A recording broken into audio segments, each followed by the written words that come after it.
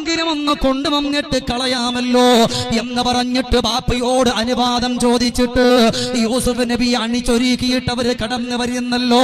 അവര് കടന്നു വന്നുകൊണ്ട് അവസാനം അവിടെ നിന്ന് ആടിനെ പിടിച്ചവർ അറുത്തല്ലോ. അതിന്റെ ബ്ലഡ് മുഴുവനും യൂസുഫ് നബിയുടെ ശരീരത്തുള്ള വസ്ത്രം മുരിഞ്ഞു മാറ്റിയിട്ട് അതിൽ പുരട്ടിയല്ലോ. പിന്നെയോ യൂസുഫ് നബി അലൈഹിസ്സലാത്തു വസ്സലാമിനെ കൊണ്ടുവന്നിട്ട് പൊട്ടക്കിണറ്റിലേക്ക് വലിച്ചെറിഞ്ഞല്ലോ. എന്റെ പ്രിയപ്പെട്ട ഉപ്പമാരെ, എന്നിട്ട് ഈ മക്കൾ ചെന്നിട്ട് യൂസുഫ് നബിയുടെ പ്രിയപ്പെട്ട ഉപ്പയായ യാക്കൂബ് നബിയോട് പറഞ്ഞ ഒരു വാക്കുണ്ട്, പ്രിയപ്പെട്ട ഉപ്പ, ഈ ബ്ലഡ് പുരണ്ടിട്ടുള്ള വസ്ത്രം കണ്ടോ? നമ്മുടെ പ്രിയപ്പെട്ട പുന്നാര അനുജൻ യൂസുഫിനെ അവിടുന്ന് ചെന്നായ പിടിച്ചു ഉപ്പ എന്ന് പറഞ്ഞിട്ട് യൂസുഫ് നബിയുടെ ഉപ്പയോട് കളവ് പറയാൽ അങ്ങനെ കൊണ്ടുവന്നിട്ട് കിണറ്റിലിടാനുള്ള കാരണം എന്തെന്നറിയോ?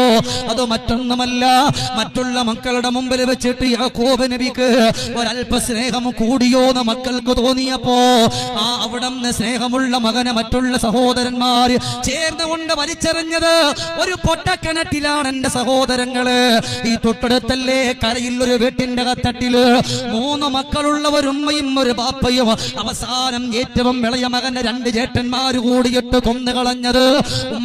ഉമ്മാക്കും ബാപ്പാക്കും ഈ മകനോട് ഒരുപാട് സ്നേഹമുണ്ടോ എന്ന് തോന്നിയപ്പോ, അവനിക്ക് സ്വത്തുക്കൾ മുഴുവനും എഴുതി കൊടുക്കുമോ എന്ന് തോന്നിയപ്പോ, ആ പ്രിയപ്പെട്ട അനുജന് കഴുത്തിന് പിടിച്ച് ഞെരിച്ചവര് കൊന്നുകളഞ്ഞല്ലോ.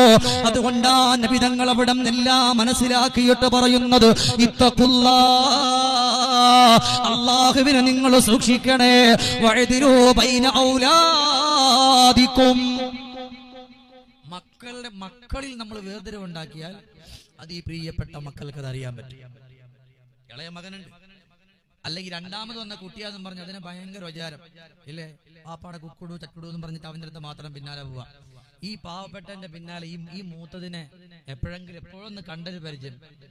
അനുജൻ ചില വീട്ടില് ഉമ്മമാര് വൈരാഗ്യം തീർക്കണ ആരോടെന്നറിയോ? ആരോടായിരിക്കും? ഭർത്താവും ഭാര്യയും തമ്മിൽ വഴക്കുണ്ടായാൽ അത് ആർക്കായിരിക്കും അതിന്റെ ഭവിഷ്യത്ത്? എന്തെങ്കിലും ഉണ്ടാത് മക്കൾക്കാണ്. മക്കള് പിന്നെ ഏറലായിരിക്കും, അല്ല കോഴി പിടിച്ച് വെച്ചേക്കുമ്പോഴായിരിക്കും പിന്നെ അടി. ചിന്തിച്ചു നോക്കിയേ, ഭാര്യ വഴക്കുണ്ടായാല്, ഭാര്യയും ഭർത്താവും തമ്മിൽ വഴക്കുണ്ടായ സ്കൂൾ വിട്ട് വരുന്ന മക്കള് അറിയില്ല. ആ സാധുക്കള് ഉമ്മാന്ന് പറഞ്ഞൊരു സംഭവം കഴിഞ്ഞു.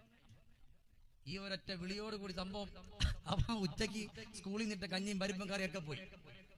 അപ്പൊ തന്നെ അവനിക്ക് മനസ്സിലായി ഇവിടെ എന്തോ പൊട്ടിത്തെറി ഉണ്ടായിട്ടുണ്ട്. ഒരിക്കലും മക്കളെ മുമ്പിൽ വെച്ചിട്ട് വഴക്കുണ്ടാകരുത്. ഭർത്താവിന് എന്തെങ്കിലും വിഷയമുണ്ടോ, വീട്ടിന്റെ ഉള്ളിൽ കൊണ്ടുപോയിട്ട് രണ്ട് വർത്താനം പറയാ, ഇറക്കി വിടുക. അതല്ലാതെ ഒരിക്കലും മക്കളെ മുമ്പിൽ വഴക്കുണ്ടാക്കാൻ പാടില്ല. അഷ്റഫുൽ ഖൽഖ് റസൂലുള്ളാഹി സ്വല്ലല്ലാഹു അലൈഹി വസല്ലം ഉമ്മ വഴക്കുണ്ടാക്കി കാണിച്ചു കൊടുത്ത ഇതേ മകളും പിന്നെ വരുന്ന ഭർത്താവിനോട് നേരെ അടിപൊളി ഐറ്റ് ഇറക്കി വിടും. അപ്പൊ ഉമ്മമാര് പ്രത്യേകം ശ്രദ്ധിക്കണം. എന്റെ ഉമ്മമാരോട് സ്നേഹത്തോടുകൂടി പറയാൻ, നമ്മൾ ശ്രദ്ധിച്ചാൽ നമുക്ക് എന്ത് ചെയ്യാൻ രക്ഷപ്പെടാം. നമ്മുടെ മക്കളും രക്ഷപ്പെടും. മക്കളുടെ ജീവിതം നശിച്ചു പോകൂല. ഒരിക്കലും തലാഖ് ചെല്ലൂല, ഫസ്ഖ് ചെല്ലൂല. ഉമ്മ പഠിപ്പിച്ചു വിട്ടോ, വാപ്പ പഠിപ്പിച്ചു വിട്ടോ, മക്കൾ നന്നായി. പിന്നെ ഞാൻ പ്രത്യേകിച്ച് പറയാൻ, ഉമ്മമാരെ വാപ്പമാരെ ഒരിക്കലും നമ്മുടെ മക്കൾക്ക് തോന്നരുത് അവനോട് സ്നേഹക്കുറവുണ്ട് ഇല്ലേ. അത് വീട്ടിലെ മക്കളുടെ മുഖത്ത് നോക്കി നമുക്ക് അറിയാൻ പറ്റും. നബിതങ്ങൾ പറയാ, ഇത്തഖുല്ലാഹ്, അല്ലാഹ് നിങ്ങൾ സൂക്ഷിക്കണം കേട്ടോ. വഅദിലൂ ബൈന ഔലാദിക്കും, നിങ്ങളുടെ മക്കളുടെ ഇടയിൽ വേർതിരിവുണ്ടാക്കുന്ന വിഷയത്തിൽ നിങ്ങൾ അല്ലാഹനെ സൂക്ഷിക്കണം. അഷ്റഫുൽ ഖൽഖ് റസൂലുള്ളാഹി സ്വല്ലല്ലാഹു അലൈഹി വസല്ലം. ഇത് ഞാൻ എന്റെ വാക്കായിട്ട് പറയല്ല, ഇവിടെ ഇരിക്കുന്ന ഉസ്താദന്മാരെ ചോദിക്കാം. എന്നാൽ അവിടെ നിന്ന് പറഞ്ഞു പോവുകയാണ്. നിങ്ങൾക്കറിയുമോ, നുഅ്മാൻ ഇബ്നു ബശീർ എന്ന് പറയുന്ന പ്രിയപ്പെട്ട സ്വഹാബി, സുബ്ഹാനല്ലാഹ്, അംറത്ത് ബിൻത് റവാഹ എന്ന് പറയുന്ന പ്രിയപ്പെട്ട ഭാര്യ അവിടെ ഒരു തീരുമാനമെടുത്തു. പ്രിയപ്പെട്ട മകനിക്ക് അവിടെ ഒരു സമ്മാനം കൊടുക്കാൻ തീരുമാനിച്ചു. ആ ഒരു സമ്മാനം എടുത്തിട്ട് പ്രിയപ്പെട്ട നുഅ്മാൻ ഇബ്നു ബശീർ റഹിമഹുള്ളയുടെ കയ്യിലേക്ക് തന്റെ ഭാര്യ കൊടുത്തിട്ട് പറയാ, ഈ ഒരു സമ്മാനം നമ്മുടെ പൊന്നുമകനിക്കൊന്ന് കൊടുക്കാമോ? ഭർത്താവ് സമ്മതിച്ചു മകനിക്ക് സമ്മാനം കൊടുക്കാൻ ഒരുങ്ങുമ്പോ ആ സമയത്ത് അവിടെ നിന്ന് ഭാര്യ വിളിക്കുകയാണ്. അംറാ ബിൻത് റവാഹ എന്ന് പറയുന്ന പ്രിയപ്പെട്ടവളെ വിളിക്ക, എനിക്കൊരാഗ്രഹമുണ്ടേ. എന്താണ് ആഗ്രഹമെന്നറിയോ?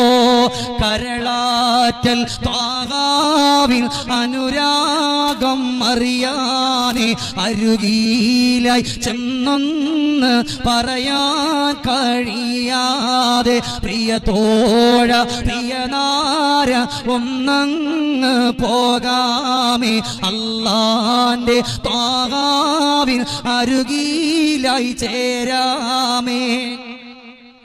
മണിമുത്ത് നൂറോരിൻ ആ സാക്ഷ്യം നല്ലതാ, അജബുള്ളൊരു നബിയാലേ ചെല്ലുന്നതു മെച്ചമാ. മുത്തായ നൂറിന്റെ മുമ്പിലാണയാനാ, ആ മുല്ല കൊടുത്താലോ സ്നേഹത്തിൻ പൂമാല. പടച്ച റബ്ബേ, ഭാര്യ പറയാ, എനിക്കൊരാഗ്രഹമുണ്ട് പ്രിയപ്പെട്ടവനെ, നിങ്ങളൊന്ന് പോകുമോ? അല്ലാഹുവിന്റെ ഹബീബിന്റെ മുമ്പിലൊന്ന് കടന്നു പോകുമോ? അവിടെ ചെന്നിട്ട് റസൂലുള്ളാഹിനെ സാക്ഷി നിർത്തിയിട്ട് കൊടുക്കോ? ഇത് കേട്ടപാട് അവിടെ നിന്ന് നുഅ്മാൻ ഇബ്നു ബശീർ എന്ന് പറയുന്ന സ്വഹാബി ഇലാ ഹദറത്തി റസൂലില്ലാഹ്, അല്ലാഹുവിന്റെ ഹബീബിന്റെ മുമ്പിൽ ചെന്നുകൊണ്ട് കാര്യം പറഞ്ഞു. നബിയേ, എന്റെ ഭാര്യക്കൊരാഗ്രഹമുണ്ട് നബിയേ. റസൂലുള്ളാഹിന്റെ മുമ്പിൽ വെച്ചിട്ട് ഇത് കൊടുക്കാൻ എന്റെ പ്രിയപ്പെട്ടവൾ പറഞ്ഞിരിക്കുകയാണ്. റസൂലുള്ള സമ്മാനം കൊടുക്കാൻ ഒരുങ്ങുമ്പോ നബി തങ്ങളൊരു ചോദ്യമാണ്, അകുല്ല വലദിക നഹൽത മിഥില ഹാദാ, അകുല്ല വലദിക നഹൽത മിഥില ഹാദാ. നിന്റെ മകനിക്ക് സമ്മാനം കൊടുക്കുകയാണ്, ഇതേപോലെ നിന്റെ മറ്റുള്ള മക്കൾക്ക് നീ സമ്മാനം കൊടുത്തോ?